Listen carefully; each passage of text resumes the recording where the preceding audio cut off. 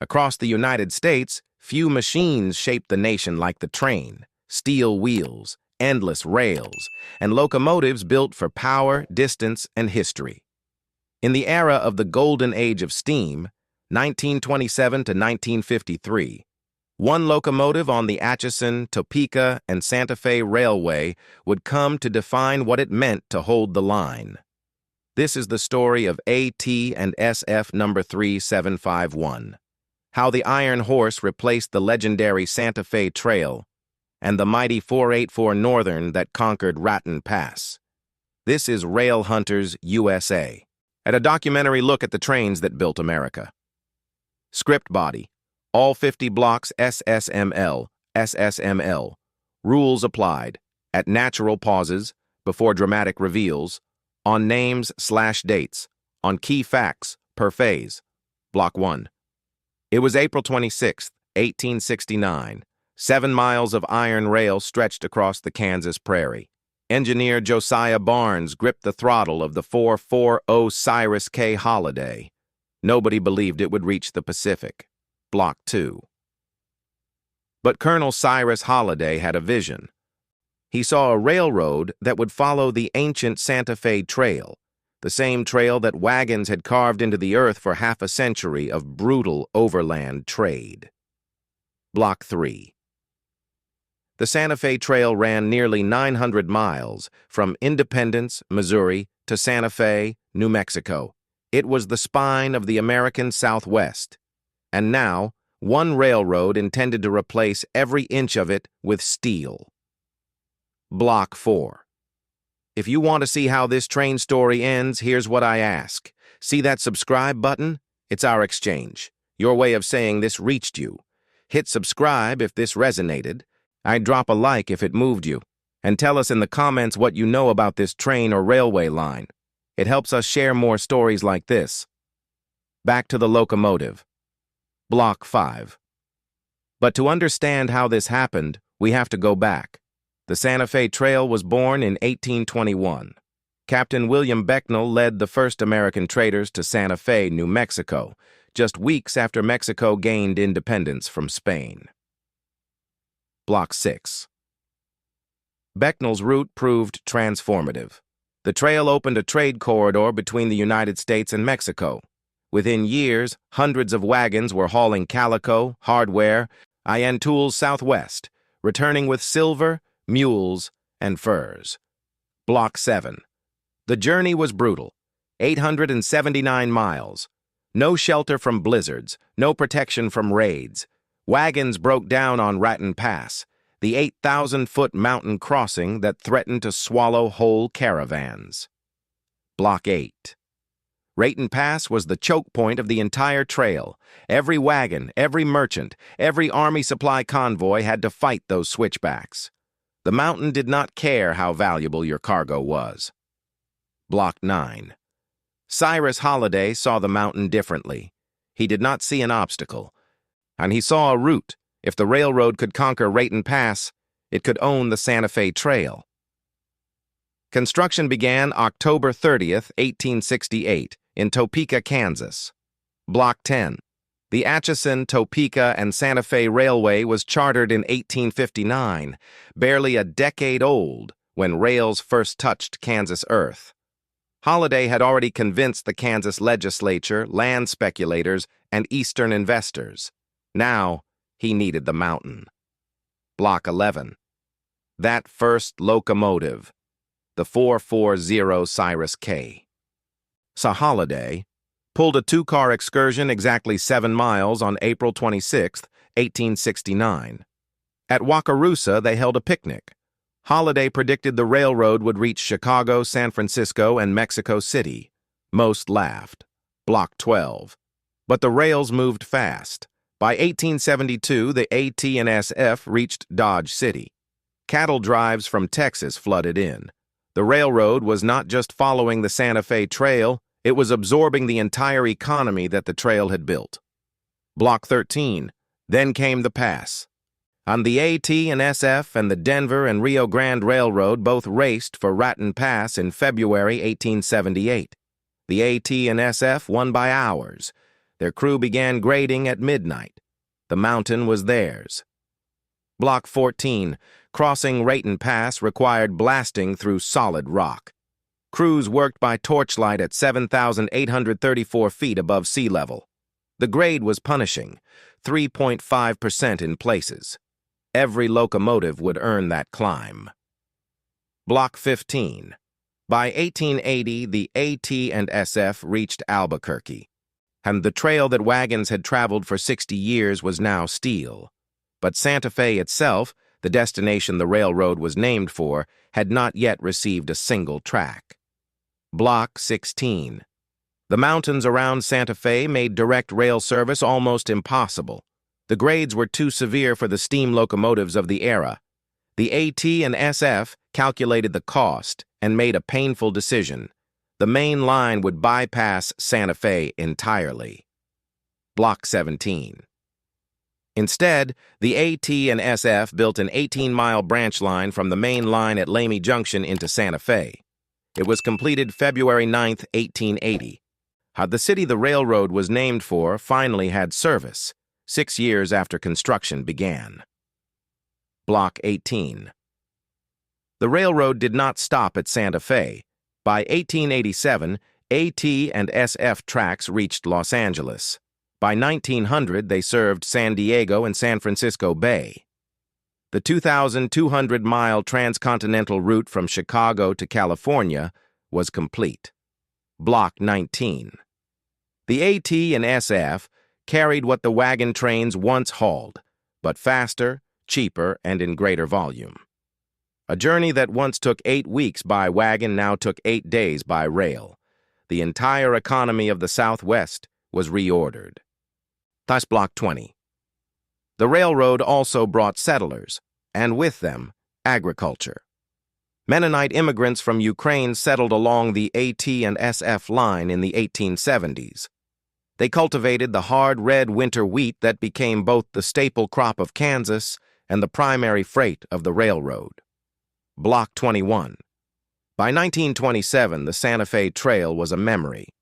The AT&SF was one of America's mightiest railroads, and in May that year, the Baldwin Locomotive Works in Pennsylvania delivered something extraordinary. Locomotive number 3751. Block 22. The 484 Northern type, 4 leading wheels, 8 drive wheels, 4 trailing. It was the most powerful steam passenger locomotive the Santa Fe had ever ordered. The railroad paid $99,712.77 for it. Nobody was sure it was worth it. Block 23. The 3751 weighed over 400,000 pounds loaded. Its cylinders measured 30 inches by 30 inches. Boiler pressure reached 210 pounds per square inch. Tractive effort, 66,000 pounds. Maximum drawbar horsepower, 3,220, measured at 40 miles per hour. By Block 24. The locomotive burned coal. It devoured 4,125 pounds per hour at full throttle, but it was efficient. In tests, the 3751 evaporated 6.74 pounds of water per pound of coal. That was 43% better than the mountain types it was built to replace. Block 25. The AT&SF immediately sent number 3751 to the hardest stretch of track they owned, the 347-mile run between La Junta, Colorado and Albuquerque, New Mexico, over Raton Pass, over Glorieta Pass. That is where locomotives were either proven or broken. To Block 26. The mountain had broken lesser engines. The Raton grade averaged 3.5% in its steepest sections, one of the most punishing rail climbs in the American West. Other locomotives needed helpers. The question was whether the 3751 needed them too. Block 27. Engineer James Thornton later recalled, "She climbed that mountain like she owned it." The 3751 hauled 9 passenger cars over the 3.5% Raton grade without a helper engine. The mountain that had defeated wagon trains for 50 years was conquered. Block 28. The test results were clear. Against the older 482 mountain type, The 3751 hauled 33% more tonnage and burned 19% less fuel. The Santa Fe ordered 13 more. The era of the Northern had arrived. Block 29. Between 1927 and 1929, the AT&SF took delivery of all 14484 Northerns, road numbers 3751 through 3764. They were assigned to the most demanding passenger runs, Kansas City to Los Angeles, over 1,789 miles of mountain and desert. Block 30. In 1936, the AT&SF launched the Super Chief, the most celebrated passenger train in American history. Its schedule between Chicago and Los Angeles was just under 40 hours. Nothing else came close. The Northerns were its power. Block 31. The Super Chief debuted as a complete streamliner in May 1937, gleaming in stainless steel and the now legendary war bonnet livery. Red, silver, and war stripes, it became perhaps the most recognized paint scheme in all of American railroading. Block 32. The train carried movie stars, politicians, and industrialists. It was called the Train of the Stars. The Harvey Company served its dining cars with fresh regional cuisine. For millions of Americans, this was what the promise of the West looked like. Block 33. Number 3751 was present at a historic moment. On May 7, 1939, it pulled the Scout passenger train into the newly opened Los Angeles Union Passenger Terminal. It was the first steam locomotive to bring a passenger train into Union Station. Block 34. In 1941, the AT&SF rebuilt the entire 3751 class. The original 73-inch spoked drivers were replaced with 80-inch box-pock wheels. Timken roller bearings were fitted on all axles. Coal burning was converted to oil. The machine was transformed. Block 35. After the 1941 upgrades, the 3751 was clocked at 103 miles per hour, the highest speed ever recorded for the locomotive. Its rated top speed from Baldwin had been 70 miles per hour. The rebuilt machine had shattered its own limits. Block 36. Through World War II, the AT&SF carried troop trains and war freight at volumes never seen before. The 3751 and its sisters worked around the clock. The wartime railroad was the backbone of the Western supply chain. Block 37. Night shifts stretched to 16 hours. Crews rotated in relay stations across the Southwest. The mechanical demands were immense. The Raton Pass grade alone consumed thousands of pounds of oil per crossing, in all weather, at all hours. Block 38. But even as the 3751 ran its hardest, a shift was coming. The AT&SF was early to embrace diesel power. The EMDFT had proven itself. Diesel was cheaper to operate, faster to fuel, and required fewer maintenance stops. Steam was running out of time. Block 39. By 1950, the AT&SF was retiring steam locomotives at a rapid pace. The 3751 siblings were scrapped one by one. The railroad's leadership was committed to full dieselization. The question was not whether the Northerns would end, only when. Block 40, August 23, 1953. That was the day. The Locomotive 3751 pulled the last regularly scheduled steam-powered passenger train on the Atchison, Topeka, and Santa Fe Railway. Thousands of miles of history ended on a California afternoon. Block 41. After retirement, the 3751 was donated to the city of San Bernardino. It sat on static display for nearly 30 years. The paint faded, the cab filled with dust. The locomotive that had crossed mountains and shattered speed records stood silent. Block 42. In 1981, but a group of railroad enthusiasts formed the San Bernardino Railroad Historical Society with one mission: restore the 3751. 4 years later, they bought the locomotive for 1 cent, with a legal condition that it must be operated again. Block 43. The restoration cost $1.5 million and took years. On August 13, 1991, Locomotive 3751 moved under its own steam for the first time in 38 years.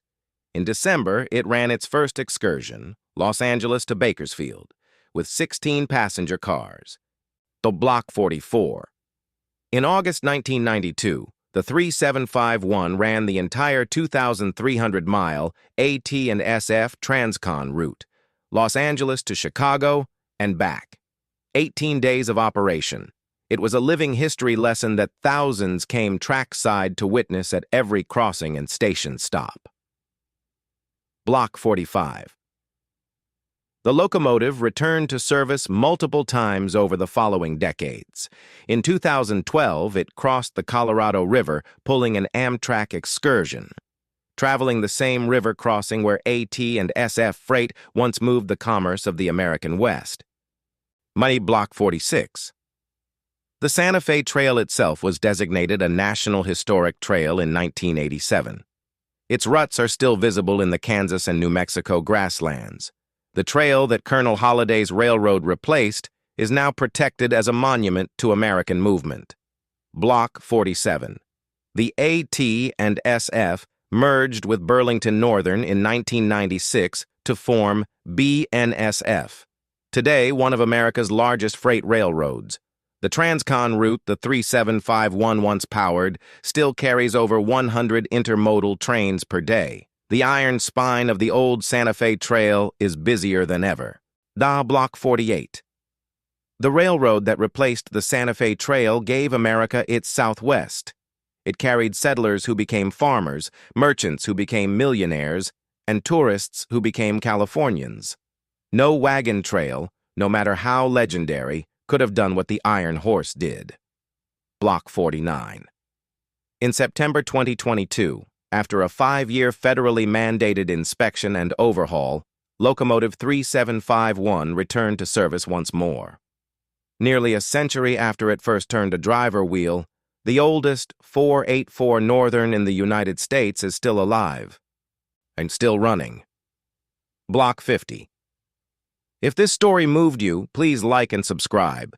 Your support helps us preserve the history of these trains and the railroads that built America. Tell us in the comments where you're watching from.